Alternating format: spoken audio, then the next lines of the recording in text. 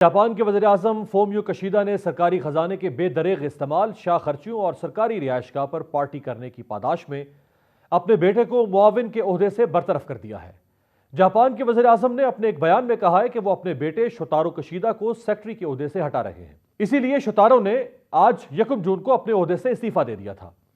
رواں سال کے اوائل میں شوتارو پر اس وقت شدید تنقید ہوئی جب وہ اپنے والد کے ساتھ امریکہ اور یورپ کے دورے پر روانہ ہوئے تھے اور انہیں سرکاری گاڑی میں شاپنگ کرتے اور تفریحی مقامات پر دیکھا گیا تھا۔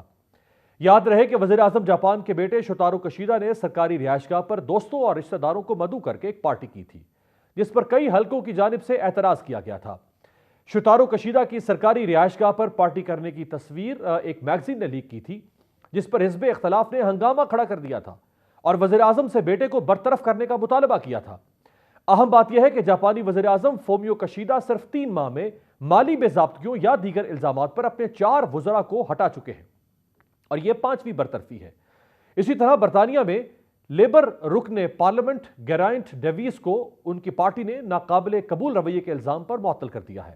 ساری دنیا میں حکومت کے ارباب اختیار اپوزیشن اور میڈیا کے سامنے جواب دہ ہوتے ہیں۔ خاص طور پر مغربی دنیا میں قانون کی حکمرانی کے لیے احتساب اور جواب دہی کے عمل سے سب کو گزرنا پڑتا ہے۔ کوئی بھی صدر، وزیر اعظم، رکن پارلیمنٹ یا سرکاری عہدیدار کو خود یا ان کے رشتہ داروں کو جواب دہی سے کوئی استثناء حاصل نہیں، لیکن ہمارے ملک میں ایسی روایات دیکھنے کو نہیں ملتی۔ اسی لیے یہاں قانون کی حکمرانی اور احتساب کا عمل ہمیشہ ادھورا اور متنازع رہتا ہے۔ گزشتہ دنوں وفاقی وزیر صحت عبدالقادر پٹیل نے بانی تحریک انصاف کی میڈیکل رپورٹ لہراتے ہوئے ان پر منشیات کے استعمال کے سنگین الزامات عائد کیے۔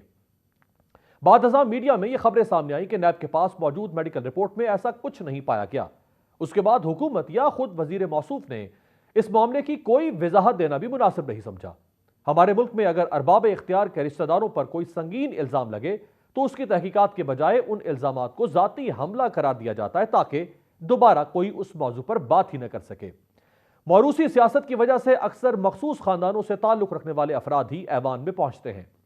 انہی میں سے اکثر کو وزیر اور مشیر جیسے اہم عہدے تفویض کیے جاتے ہیں، لیکن افسوس کی بات یہ ہے کہ ان سے سوال اور جواب دہی کرنے کا کوئی نظام موجود نہیں ہے۔ سن 2011 میں ایرانی صدر احمدی نژاد پر اعتراض ہوا کہ ان کے کابینہ اراکین کی تعداد 21 کے بجائے 17 ہونی چاہیے۔ اس کے بعد صدر احمدی نژاد نے اپنے 3 وزراء کو عہدوں سے ہٹا دیا تھا، حالانکہ وہ تینوں صدر کے انتہائی قریبی ساتھیوں میں شمار کیے جاتے تھے۔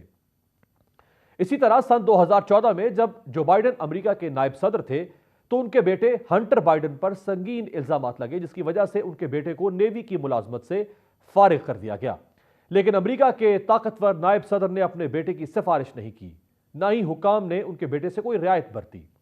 رواں سال فروری میں بھارتی ریاست میزورام کے چیف منسٹر کے سگے بھائی کو فراڈ کے الزام میں جیل کی سزا بھگتنا پڑی۔ گزشتہ سال اکتوبر میں آسٹریلیا کی ریاست نیو ساؤتھ ویلز کے پولیس منسٹر پال ٹولے کے سگے بھائی کو جرائم میں ملوث ہونے کے الزامات کے تحت گرفتار کیا گیا۔ انہیں جیل بھیجا گیا اور عدالت میں ان کے خلاف مقدمہ چلا۔ گزشتہ سال ہی امریکی ریاست فلوریڈا کے ایک پادری اور اس کے بیٹے کو وفاقی کووڈ ریلیف فنڈ میں دھوکہ دہی سے $8 ملین سے زیادہ رقم حاصل کرنے اور والٹ ڈزنی ورلڈ کے قریب ایک لگژری گھر خریدنے کے لیے کچھ رقم استعمال کرنے کی کوشش کے الزام میں گرفتار کیا گیا تھا۔ کچھ عرصہ قبل مصر کی خاتون وزیر نبیلہ مکرم کے بیٹے پر امریکہ میں قتل کی واردات میں ملوث ہونے کا الزام لگا۔ اس کے بعد میڈیا نے اس وزیر پر تنقید شروع کر دی، چنانچہ اس خاتون وزیر نے اپنے عہدے سے استعفیٰ دے دیا۔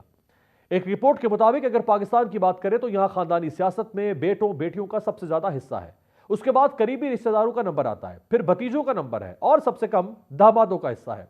محققین کے مطابق موروثی یا خاندانی سیاست کی ایک بنیادی وجہ یہ ہے کہ پچھلی 3 دہائیوں سے پنجاب کے تقریباً 400 خاندان ہیں جو مسلسل ایسی پالیسیاں بناتے ہیں اور قانون سازیاں کرتے چلے آ رہے ہیں جن کی وجہ سے قومی وسائل اور نجی شعبوں میں ان کی طاقت بڑھتی چلی جا رہی ہے۔ تحقیق سے پتہ چلتا ہے کہ پاکستان میں موروثی سیاست جاگیرداروں کے طبقے تک محدود نہیں ہے، بلکہ سیاست میں آنے والے صنعت کار اور کاروباری طبقے بھی اپنے اپنے وارث سیاست میں لے کر آئے اور اس طرح انہوں نے موروثی سیاست کی روایت کو جلا بخشی۔ پاکستان کی سیاسی جماعتوں میں بھی جمہوریت برائے نام ہے، در حقیقت یہ فیملی لمیٹڈ کمپنیاں بن چکی ہیں۔ جب ایسے لوگ اقتدار میں آتے ہیں تو وہ قومی مفاد کے بجائے ذاتی اور خاندانی مفادات کو ترجیح دیتے ہیں، جس کا نتیجہ عوام بدحالی اور اداروں کی بد انتظامی کی صورت میں دیکھتی ہے۔